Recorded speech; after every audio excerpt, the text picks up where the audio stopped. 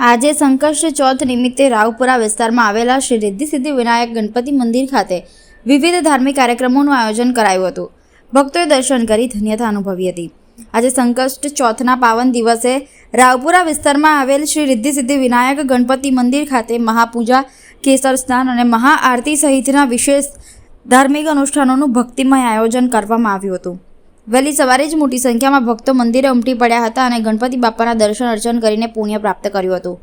મંદિરમાં ગણપતિ દાદાને ખાસ કેસર સ્નાન કરવામાં આવ્યું હતું અને ત્યારબાદ વિશેષ પૂજા તથા મહાઆરતી યોજાઈ હતી.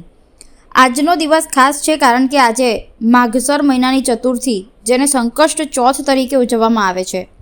માન્યતા મુજબ સંકષ્ટ ચોથનું વ્રત કરી અને ચંદ્ર દર્શન કર્યા બાદ ગણપતિ બાપા દુઃખ સંકટ દૂર કરે છે અને મનોકામનાઓ પૂર્ણ કરે છે.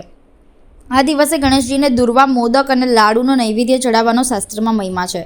આજનો ચંદ્રોદય રાત્રિના 8:36 વાગે થવાનો હોવાથી તે સમયે વિશેષ મહાઆરતીનું પણ આયોજન કરવામાં આવ્યું છે. મંદિરના પૂજારી શૈલેષ મહારાજે સર્વે ભક્તોને આરતીનો લાભ લેવા અંતરથી આમંત્રિત કર્યા હતા અને ભક્તોએ દર્શન કરી ધન્યતા અનુભવી. 7/12/2025 રવિવારે સંકટ ચોથ છે. આ ચોથ માગસર સુધી ચોથ કહેવામાં આવે છે.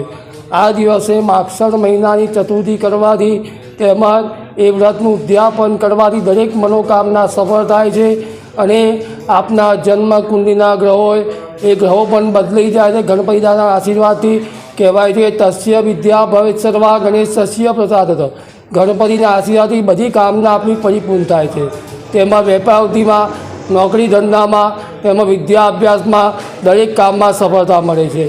આજે આ સંકટ ચોથનો સમય રાતના 8:36 કલાકનો છે, જેથી આ મહાઆરતીનું આયોજન રાખ્યું છે અને તેમજ હાલમાં આ વ્રત ઉદ્યાપનનું પૂજન ચાલી રહ્યું છે. તેમજ ચંદ્રદર્શનના સમયે 8:36 કલાકે મહાઆરતીનું આયોજન રાખ્યું છે.